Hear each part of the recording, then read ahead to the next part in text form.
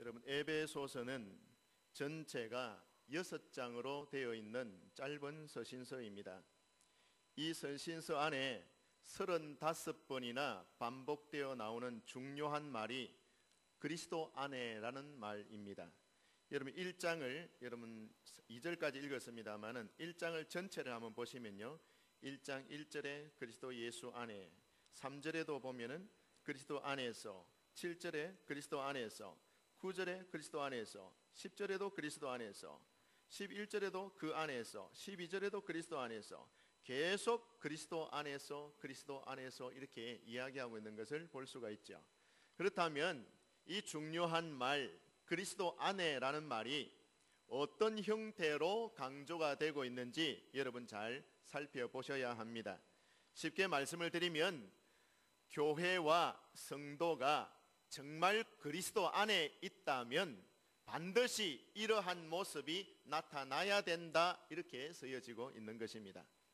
그리스도 안에 있다라는 것은 무엇을 뜻하는 것일까요? 교회에 열심히 출석하고 맡겨진 일을 최선을 다해서 잘하고 있다, 그런 뜻일까요? 정말 그것으로 내가 그리스도 안에 있다라는 것을 하나님 앞에 인정받을 수 있는 것일까요? 그리스도 안에 있다라는 것은 머리이신 예수님께 내가 붙어 있다라는 말씀이며, 실제로 내가 예수님의 다스리심, 예수님의 통치를 받고 산다라는 그런 의미가 됩니다. 다시 말씀을 드리면 예수 그리스도를 나의 주인으로 모시고 실제로 내 삶 속에서 그분과 함께 동행하면서 산다, 이런 의미가 됩니다. 여러분, 교회에 빠지지 않고 잘 출석하고 맡은 일을 잘하고 있다 해도, 그러나 실제적으로는 주님과 동행하지도 않고 주님과 교제도 이루어지지 않는 그런 생활을 할 수도 있다라는 뜻입니다. 교회는 잘 출석하고 맡겨진 일은 열심히 하고 있는데, 그런데 그 내면을 살펴보면은 정말 주님과 동행하는 삶이 아닌 그런 분들도 얼마든지 있을 수가 있다라는 것이죠. 자, 여러분, 그렇다면은 주님과 함께 동행한다라는 것은 어떤 의미일까요? 여러분, 아주 간단합니다. 예수님의 입장에서 한번 생각해 보시기를 바랍니다. 예수님이 어떤 사람과 동행하시겠습니까? 오직 주님이 말씀하시는 대로 따르는 자들입니다. 주님이 말씀하시면 그 말씀을 듣고 그대로 순종하면서 따라가는 사람, 이런 사람이 주님과 동행하는 사람인 것입니다. 하나님이 시키시는 일에 집중하며 그렇게 사는 사람이지요. 세상에 최종 목적을 두지 않고 천국 소망 품고 자기 몫에 대인 십자가 지고 주님만 바라보면서 이렇게 한 걸음 한 걸음 살아가는 성도를 가르치는 말입니다. 한마디로 말씀을 드린다면 예수님의 다스리심, 예수님의 통치하심을 받으며 살아가는 사람이다라는 그런 뜻입니다. 여러분, 내가 그리스도의 명령을 따르지 않거나 내 몫의 십자가를 지고 가지 않는 한 아무리 기도와 말씀에 능하고 교회 안에서 중직을 맡아도 그분과 동행하지 않는 것입니다. 그리스도 안에 있다라는 것은 주님이 걸으신 삶과 죽음과 부활을 따라서 살아가는 것입니다. 그리스도 안에 있다라는 것은요, 그냥 말로만 있다라는 것이 아니라 실제로 내 삶 속에서 그리스도의 통치를 받고 있다라는 것입니다. 예수님은 공생에 3년을 사시는 동안 하나님의 시키시는 일을 여러분 최선을 다해서 감당하신 분 아닙니까? 하나님이 시키시는 일만 했습니다. 하나님이 시키지 아니하시는 일을 하지 않으셨습니다. 우리도 똑같이 그렇게 해야만 하는 것입니다. 주님이 말씀하신 것을 지키며 그 명령을 받들며 살아가는 것이 주 안에 있는 사람의 특징인 것입니다. 사랑하는 성도 여러분, 우리가 신앙의 조상이다, 믿음의 조상이다 라고 말하는 아브라함을 가만히 생각 한번 해보십시오. 왜 아브라함이 모든 믿는 성도들의 믿음의 모범이 되는 것일까요? 하나님께서 아브라함에게 나타나셔서 너는 너의 고향과 친척과 아비 집을 떠나서 내가 너에게 지시할 땅으로 가라 라고 명령을 하셨습니다. 그때 아브라함이 어떤 마음의 자세로 하나님이 하시는 명령을 받아들였습니까? 아브라함의 자세를 여러분 생각해 보십시오. 아브라함이 돈을 더 많이 벌기 위해서 하나님이 가라 지시한 땅으로 갔습니까? 정치적인 어떤 목적으로 망명하기 위해서 가나안 땅으로 나갔습니까? 여러분 절대 그렇지 않습니다. 아브라함이 자기 친척집 그리고 고향 아비 집을 떠나서 그 자리에서 일어서서 떠나게 된 것은 한 가지 이유 때문입니다. 단순하게 신앙적인 동기 때문인 것입니다. 어디로 가는지 목적지도 알지 못했지만은 하나님이 명령하시니까 그 명령을 받들기 위해서 일어섰다라는 것이죠. 여러분, 아브라함의 신앙의 위대성이 바로 여기에 있는 것입니다. 하나님이 명령하시니까 그 명령을 내가 수용하는 것입니다. 내가 그 명령을 따르겠습니다. 이 자세거든요. 하나님의 다스림을 받는 생활, 하나님의 명령을 받드는 생활, 이것이 그리스도 안에 있는 성도의 모습인 것입니다. 여러분, 내가 그리스도 안에 있다라는 말이 바로 이런 뜻인데요. 하나님이 나에게 말씀하시면 그 말씀이 내가 행하는 일의 모든 동기가 되는 것이고 내 인생을 사는 과정이 되는 것이며 내 삶의 목적이 되는 것입니다. 우리는 정말 수많은 하나님의 명령을 듣지 않습니까? 오늘도 여러분 이 말씀을 통하여서 우리가 하나님의 음성을 듣습니다. 하나님의 명령을 듣습니다. 명령은 수없이 듣지만은 그 명령을 좀처럼 따르지 않고 또 우리의 삶이 변화되지도 않는 것을 볼 수 있습니다. 나는 하나님의 말씀을 수없이 듣고 하나님의 명령을 수없이 듣는데 왜 내 자신이 바뀌지 아니하고 내 환경이 바뀌지 아니하고 내가 참 바라는 뜻대로 되지가 않을까? 여러분, 우리가 명령만 전달받는 것으로 그칠 때에 아무런 변화도 일어나지 않습니다. 그 명령을 받아서 그 명령을 따라야 하는 것입니다. 하나님께서 아브라함에게만 떠나라라는 명령을 내리셨습니까? 여러분 생활 속에서 아브라함에게 하나님이 명령하시듯이 여러분에게도 얼마나 많은 명령을 여러분 내리고 있는 것입니까? 저와 여러분에게도 아브라함에게 명령하셨던 그 하나님의 명령이 우리 생활 속에서 하나님의 명령이 들리는 것을 여러분 깨달으셔야 됩니다. 내가 추구하던 세상적인 가치와 욕심으로부터 떠나라라고 하나님이 명령하고 계시지 않습니까?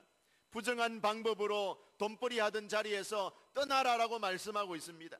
이중장부 서던 세상 사람들의 방식에서 떠나고 부정한 관계를 맺어왔던 모든 인간관계를 떠나라라고 명령하시고 계시지 않습니까? 나태하고 안일하게 신앙생활 하던 자리에서 일어나서 그 자리를 떠나서 열심을 품고 주를 섬기는 자리로 나아가라라고 하나님이 명령하고 계시지 않습니까?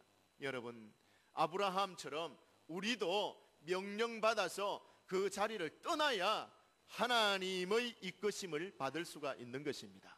여러분 생각해 보십시오. 아브라함이 하나님이 명령하셨는데 네 본토 친척 아비 집을 떠나라 라고 말씀하실 때 안 떠나고 가만 앉아 있어 보세요. 그러면 하나님이 어떻게 인도하십니까?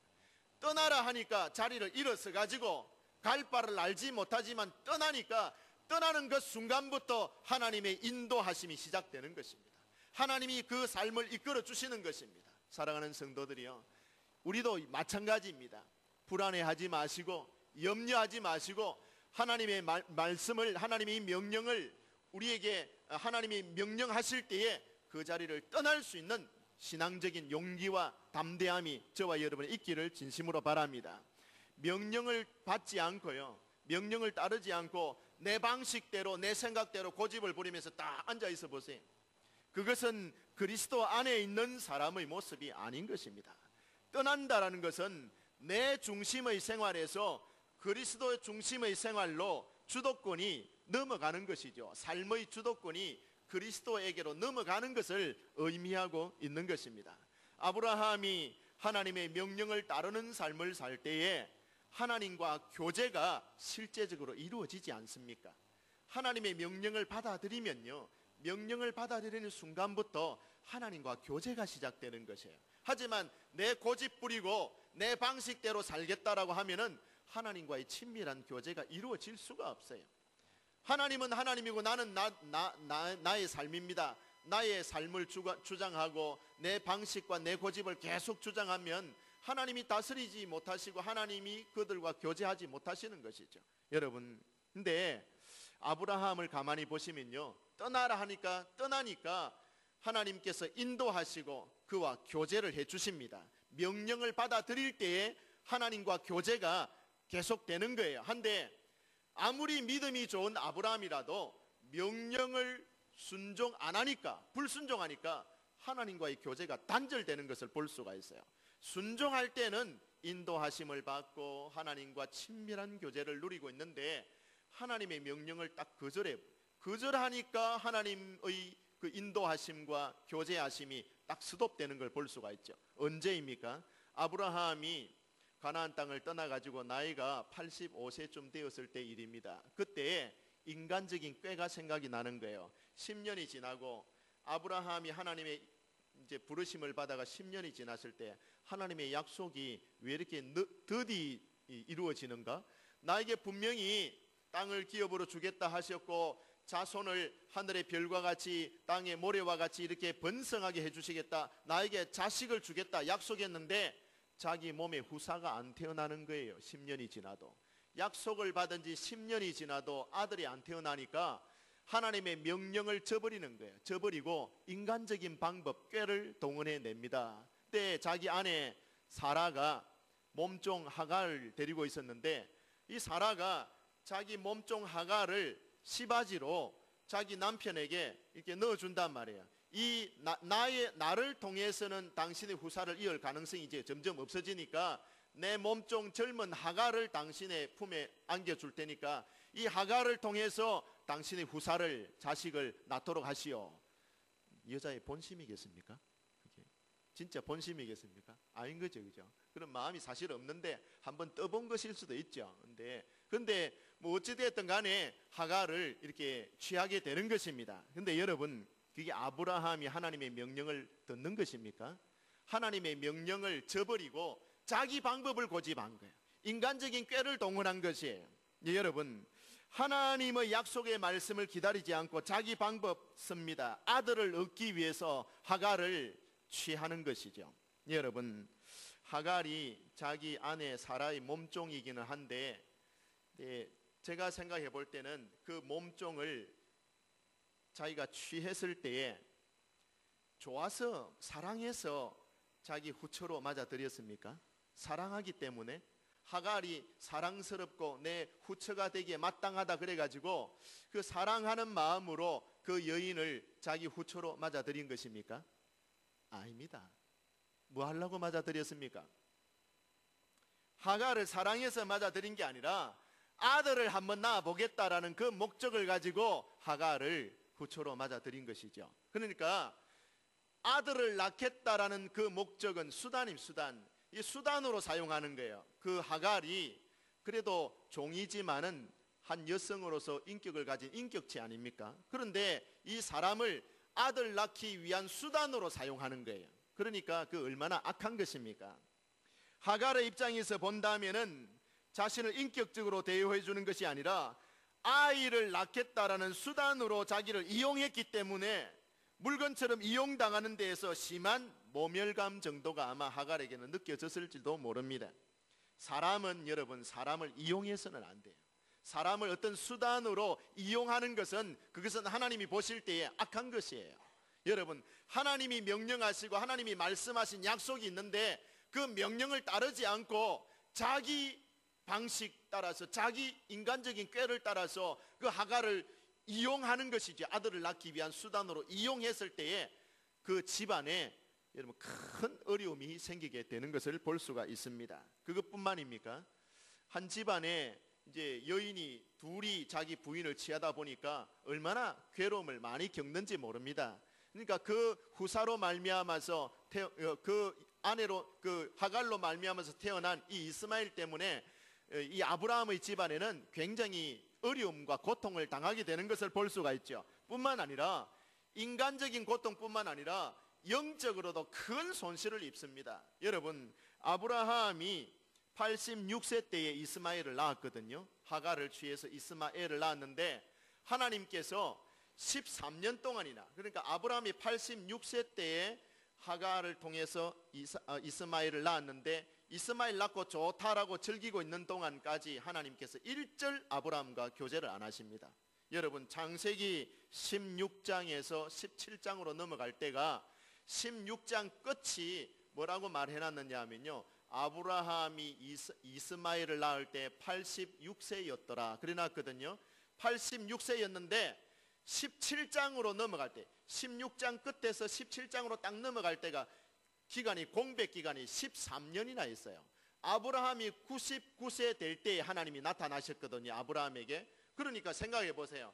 아브라함이 86세부터 99세 될 때까지 자기 인간적인 방법을 동원해 가지고 이스마엘을 낳고 즐거워하고 있는 동안에는 하나님의 교제하심이 없었습니다. 하나님의 인도하심이 없었어요. 자기 멋대로 자기 인생 사는 것이고 자기 재미 따라 자기 방식대로 그냥 13년을 그냥 흘려보낸 것입니다. 공백기간입니다. 99세 되던 해에 하나님께서 아브라함에게 나타나셔서 네가 지금 이스마엘을 통해 가지고 굉장히 즐거움을 얻고 있느냐, 이스마엘이 너의 후사가 아니라 너의 본처의 몸에서 태어날 아들이 너의 후사가 될 것이다. 하나님이 그렇게 말씀을 하고 계시는 걸 볼 수가 있죠. 여러분, 13년 동안 하나님과 교제가 없는 거예요. 13년 동안 하나님의 인도함이 없이 인생을 살아가고 있는 것입니다. 얼마나 피곤하고 힘들고 답답한 인생이었겠습니까? 하나님의 명령을 받아들이는 사람은 하나님의 인도 받습니다. 하나님의 명령을 수긍하고 받아들이는 사람은 하나님과 교제하며 살 수 있습니다. 하지만 하나님의 명령을 거부하고 자기 방식대로 살면은 하나님과 교제할 수가 없습니다. 하나님의 인도를 그 인생 속에서 받을 수가 없어요. 얼마나 비극입니까? 여러분, 그게 기쁜 일인 것 같지만, 자기 방식대로 자기 꾀를 따라서 즐겁게 사는 것이 좋을 것 같지만은 결과론적으로 내놓고 보니까 그에게 오히려 짐이 되고 골치 아픈 일이 되고 고통을 주는 일이 되더라라는 것을 우리 성경을 통해서 우리가 알 수가 있는 것입니다. 사랑하는 성도들이여, 하나님의 명령을 따르시기를 바랍니다. 그것이 여러분에게 진정한 복인 것입니다. 여러분, 또 한 사람 제가 소개해 드릴까요? 요나를 생각해 보세요. 흔히 우리는 요나를 생각할 때 불순종한 요나와 같이도, 불순종한 요나 이렇게 노래를 부르면서 불순종한 요나, 순종하지 않았던 요나, 하나님의 명령을 저버리고 도망가는 요나, 불순종하는 요나 이렇게 늘 생각하죠. 여러분, 하나님의 명령을 듣지 않고 다시스로 도망갔다고 우리가 요나를 향해서 믿음 없는 사람, 불순종한 사람, 정말 이렇게 말할 수 있는 것입니까? 불순종한 요나라고 쉽게 그렇게 매도할 수 있는 것입니까? 만약에 하나님께서 저와 여러분에게 요나에게 하셨던 명령을 그대로 하셨다면 여러분, 따를 사람이 누가 있습니까? 여러분은 따를 수 있겠습니까? 요나에게 하셨던 명령을 저에게 한들 저도 쉽게 따를 수 없을 것 같아요. 여러분에게 똑같은 명령을 하셨더라면 여러분을 쉽게 따를 수 있었겠습니까? 요나에게 하신 명령이 오늘날 현대 시대로 저와 여러분이 살아가는 현대 시점에서 똑같이 적용하라 그러면 어떤 정도의 명령이냐면요, 이렇습니다. 야, 배 목사야, 내가 너에게 명령하는데 저 중동 지방에 이슬람교를 믿는 그 이슬람교가 아주 장골에 있는 그 민족 가운데로 나아가서 그들이 사는 도성으로 가서 말세가 되었으니 세상 끝이 다가왔으니 회개하고 예수님을 믿어라, 그래 선포해라. 갈 수 있습니까? 아니, 이슬람 국가 가가지고 그들이 사는 도시에 들어가가지고 회개하고 예수 믿어라 그러면은 치도 새도 모르게 그냥 잡혀서 진짜 죽임을 당하게 될 것이에요. 틀림없이. 자, 그럼 여러분, 거기에 쉽게 여러분 나아가서 복음을 선포할 용감한 사람이 어디에 있습니까? 아무도 없습니다. 누가 가겠습니까? 사랑하는 성도들이요, 하나님께서 여러분에게 그 시대에 말입니다, 요나에게 말하지 않고 저와 여러분에게 명령을 그대로 하셨다고 생각해 봅시다. 니느웨에 가서 복음을 선포하여라. 아니, 오늘날 시점에서 중동 지역에 이슬람 국가 안으로 들어가서 그들이 사는 도시에 들어가서 회개하고 예수 믿으라고 외치라 그런다면은 우리가 그 명령을 어떻게 들을 수가 있겠느냐 그 말입니다. 저는 생각할 때 두려운 것은 둘째치고 오늘날 성도들은 귀찮아서라도 안 갈 것 같아요. 그까지 어떻게 가란 말입니까? 내 직장 놔두고 내 가정을 놔두고 내 지금 일이 얼마나 많은데, 중요하게 지금 하고 있는 일이 얼마나 많은데 하나님 그런 명령을 내리십니까? 난 못 갑니다. 어떤 사람은 피곤해서 못 갑니다. 돈 번다고 못 갑니다. 뭐 아들 뒷바라지 한다고 못 갑니다. 여러 가지 핑계들이 막 나올 것 같아요. 갈 수 있습니까, 여러분? 근데 여러분, 이 요나가 믿음이 부족한 사람이다, 불순종하는 사람이다, 그렇게 함부로 말할 수가 없어요. 여러분, 우리가 요나를 향해서 불순종한 사람이라고 할 수 없는 것, 저와 여러분도 역시 마찬가지입니다. 여러분, 우리 보고 중동에 가서, 아프리카 가서, 저 아시아 가서, 인도 가서 선교사가 되라, 말씀 전해라, 복음 전해라, 그렇게 명령하셔도 우리는 하나님의 명령을 받을 수밖에 없는 사람이지만, 그러나 그 명령을 하시더라도 우리는 들을 수 없는 사람들 아닙니까? 솔직히 말하면은. 근데 여러분, 그런 명령을 하시지 않아도 여러분 현실 속에서 한번 생각해 보십시오. 열심을 품고 주를 섬기라. 목사가 이야기합니다. 사랑하는 성도들이여, 지금은 기도해야 될 때입니다. 우리 새벽에 나와서 새벽기도 좀 열심히 합시다. 금요일마다 우리 자녀들을 위해서 열심히 부르짖으면서 기도합시다. 기도하는 생활에 동참해 주십시오. 집 가까이 교회 나와서 기도합시다 해도 안 하는데 무슨 중동에 가서 복음 전하라면 듣겠습니까? 안 되는 거잖아요. 여러분, 요나가 하나님의 명령을 거역하는 게 아니라 바로 오늘 내가 하나님의 명령을 따르지 않고 있는 것 아닙니까? 열심히 나와서 기도합시다. 예배 시간에 빠지지 말고 최선을 다해서 하나님을 섬깁시다. 하나님을 기쁘시게 합시다. 예배도 안 나오는 거예요. 그냥 요나를 믿음 없다고, 명령에 불순종한 사람이라고 어떻게 함부로 이야기할 수 있겠습니까? 사랑하는 성도들이여, 과연 내가 하나님의 이 명령을 따르지도 않으면서, 따르지 않고 살아가면서 내가 그리스도 안에 있다라고 어떻게 말할 수 있습니까? 제가 말씀드리지 않습니까? 사도 바울이 에베소 교회 교인들에게 그리스도 안에 있는 신실한 자들이라고 표현하는 것은, 그리스도가 명령한 것을 힘든 가운데서도 힘껏 지키는 백성들, 이것 때문에 에베소 교회 성도들을 향하여서 바울이 눈에 눈물이 글썽글썽한 거예요. 그렇게 힘든 가운데, 어려움 가운데, 고난이 많고 핍박이 많은 가운데 그리스도 안에 붙어있는 너희 성도들, 그리스도의 명령을 끝까지 지키려고 힘을 쓰는 너희들, 그러면서 그 성도들을 생각하면서 눈에 눈물이 글썽글썽하는 거예요. 너희들이 교회 안에 그렇게 붙어있는 모습을 보니까, 하나님을 섬기려고 최선을 다해서 섬기려고 노력하는 너희들의 모습을 보니까 내 가슴이 뭉클하다. 그래서 여러분, 에베소 교회 성도들을 향하여서 사도 바울이 그리스도 안에 있는 신실한 자들에게 내가 편지한다 그랬어요. 그것이 여러분 그리스도 안에 있는 성도의 모습인 것입니다. 여러분이요, 지금 우리가 하는 신앙생활이 예수님께서 지적하신 대로 이방인이 믿는 정도의 신앙밖에 되지 않는다면 우리는 그리스도 안에 있다고 자신할 수가 없는 것 아닙니까? 여러분, 예수님을 믿는 이 기독 성도가 아니고 다른 종교를 믿는, 이슬람교를 믿는 사람들 한번 보세요. 어떻게 기도합니까 여러분? 하루에 3번씩 엉덩이를 하늘로 치기 들고 딱 그 시간만 되면 무슨 일 하다가도 딱 중단하고 딱 엎드려서 기도합니다. 또 뭐 5분만 합니까? 아니요. 얼마나 오랫동안 그들이 기도합니까? 그들이 믿는 알라를 향하여서 하루에 3번씩 정확하게 기도합니다. 불신자들도 여러분, 제가 어릴 때 불교에 아주 심취해 있는 우리 옆집 아저씨가 한 분 계시는데, 아버지 친구분이 있는데, 여러분 그가 절에 가서 뭐 불공을 드리고 절에 가서 뭐 기도를 한다 하면요, 새벽에 일나가지고 찬물로 모욕을 딱 하고 옷 딱 갈아입고 그거 딱 가갖고 불공을 드린다 하는 거예요. 여러분, 이방 종교, 이방 신들을 섬기는 사람들도 이 정도의 종교적인 열심과 진정성은 가지고 있는 것입니다. 여러분, 그러나 우리 예수 믿는 성도들이 정말 그런 정신과 그런 진정성을 가지고 하나님을 섬기는 자가 정말 있는가? 이전에 예수님을 모르고 살았던 우리 조상들이 날마다 자식들의 형통을 위해서 정화수를 떠놓고 하늘에 빌었던 그런 수준의 신앙이라면은, 구태여 예수님이 성육신 하시고 십자가에 죽으시고 부활하시지 않으셔도 누구나 조금만 종교심만 가지면은 충분히 해낼 수 있는 그런 일 아닙니까? 정화수 떠놓고 막 하늘을 향해서 손을 비비면서 비는 그 신앙 정도, 여러분, 그런 것 같으면은 굳이 예수님이 십자가에 죽으실 이유가 뭐가 있습니까? 그 정도의 신앙 가지는 것으로 만족한다면 말입니다. 예수님이 우리에게 그 정도의 신앙을 심어주려고 십자가에 죽으신 것이 결코 아니지 않습니까?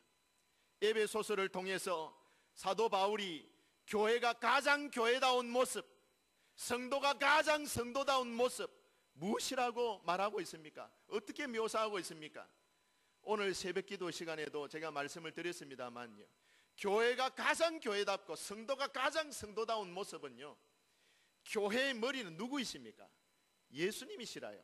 교회의 머리는 예수님이거든요. 저와 여러분 한 교회를 이루고 있고 한 사람 한 사람의 성도가 교회를 형성하고 있는 거 아닙니까? 그럼 우리를 전체 예수 믿는 성도들을 가리켜서 교회라고 말씀한다면 이 교회는 누구에게 붙어 있어야 되느냐 하면 예수님께 붙어 있어야 되는 것입니다.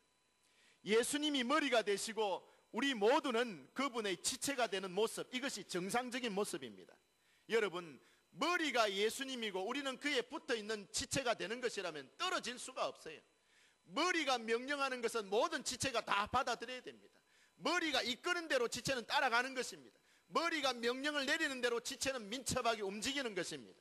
주님이 명령하시면은 우리 온 성도들은 그대로 순종하면서 따라가는 것이 교회의 중요한 모습인 것입니다.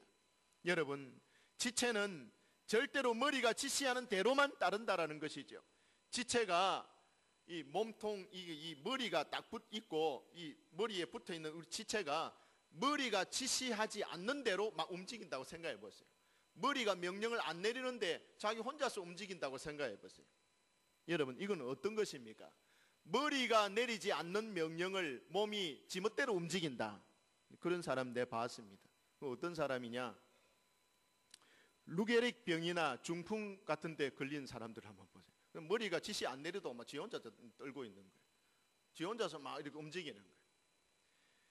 여러분, 머리의 통제나 지시 받지 않고 제멋대로 움직이거나 반응하지 않는 이런 형태들은요, 병에 걸린 사람이에요. 병에, 심각한 병에 걸렸을 때 그런 상황이 나타나는 것이죠. 하지만 정상적이라면은 기능을 어떻게 해야 됩니까? 머리의 명령을 받아서 모든 이 지체가 딱 명령 따라서 움직이는 지체가 됩니다. 이것이 교회의 모습인 것입니다. 여러분이요, 우리 불로 제일교회가 이제 지난 120차 경북노회를 통하여서 시온성 교회로 명칭 변경을 허락받았습니다. 이제는 이제 교회 간판도 다시 바꾸고 교체하고, 이제 우리 교회 홈페이지도 지금은 불로 제일 돼 있지만 이제 교회 간판 바꾸고 새롭게 시온성 교회 이렇게 홈페이지도 이렇게 만들 것입니다. 주보도 어차피 인쇄가 돼 있으니까 올해까지는 이제 불로 제일 이렇게 인쇄가 돼 있지만은 이제 내년에 12월 달에 넘어가면서 시온성 교회로 교회 명칭이 바뀌게 될 것입니다. 자, 이제 우리 시온성 교회가 어떤 교회가 되는 것입니까? 어떤 교회가 되어야 하나님이 정말 기뻐하시는 교회가 되겠습니까? 우리 교회의 머리는 예수님이신 줄 믿습니다. 우리는 그 예수님의 명령에 따라가는, 충직하게 따라가는 그런 지체들인 줄 믿습니다. 그때 교회가 성장하고 부흥하고 기쁨이 충만하고 하나님이 주시는 하늘의 신령한 복들이 우리에게 도달해지게 되는 것입니다. 여러분 한번 보십시오. 읽진 않았습니다만 3절에 보시면, 오늘 새벽에 말 안 했습니까? 3절에 보시면은 끝에 보시면 그리스도 안에서 하늘에 속한 모든 신령한 복을 우리에게 주시되 그래 나왔습니다. 저는 바라건대 우리 교회 모든 성도들이 예수님께 딱 붙어 있어서 하나님이 하늘로부터 내려주시는 그리스도로 말미암아 내려주시는 이 하늘의 신령한 복을 체험하며 맛보며 누리며 살아가시는 복된 인생이 되기를 저는 진심으로 바랍니다. 여러분, 바울이 성도들에게 전하는 말씀의 요지가 무엇입니까? 예수님께 지체로 붙어 있는 성도는 주님의 명령을 따른다라는 것입니다. 네가 머리에 붙어 있는 지체가 맞다면, 그리스도 안에 있는 삶을 사는 것이라면 그리스도의 명령을 따라가는 것이 맞지 않느냐 이 말입니다. 근데 안 따라가 보세요. 그게 그리스도 안에 붙어 있는 성도 할 수 있습니까? 그리스도 안에 신실한 자들, 그리스도의 명령을 따라가는 자들, 이런 의미인 것입니다. 사랑하는 성도들이요, 우리가 그리스도 안에 붙어 있고 그분의 명령을 내가 신실하게 따르고 있다면 우리 교회 안에는 분쟁이나 다툼이 있을 수가 없어요. 그분의 명령 따라서 다 일사불란하게 따라가는데 무슨 다툼이나 분쟁이 있을 리가 있습니까? 자꾸 내 목소리를 내고 내 주관대로 내 방식대로 자꾸 고집을 하니까 자꾸 치이고 다른 사람 상처 주고 나도 상처받고 이렇게 되는 것이죠. 물론 저부터 주님의 명령을 온전히 따르는 것에는 아직도 거리가 요원한 것은 사실입니다만은, 그러나 저는 신앙생활을 하면 할수록 주님의 은총과 권능을 조금이라도 더 깊이 알면은 알수록 십자가 지고 그분의 명령을 따르는 길 밖에는 결코 인생에서 어떤 방식으로도 승리할 수 없구나라는 걸 철저히 깨닫습니다. 내가 내 인생에서 정말 신앙으로 승리하고 정말 그리스도인답게 사는 것이라면은 주님의 명령을 따르는 것밖에 없구나, 이것입니다. 여러분, 내가 그리스도 안에 있다면 그리스도의 명령을 따르는 것은 당연한 일인 것입니다. 내가 머리이신 예수님께 내가 붙어 있는 사람이라면 그 명령을 따라서 움직이는 것이 당연한 일인 것입니다. 사랑하는 성도들이여, 종교 생활로 만족하지 마시기 바랍니다. 종교 생활로 만족하는 것이 아니라 참된 신앙생활을 이루어 나가시는 복된 주의 성도들 되시기를 주님의 이름으로 축복합니다.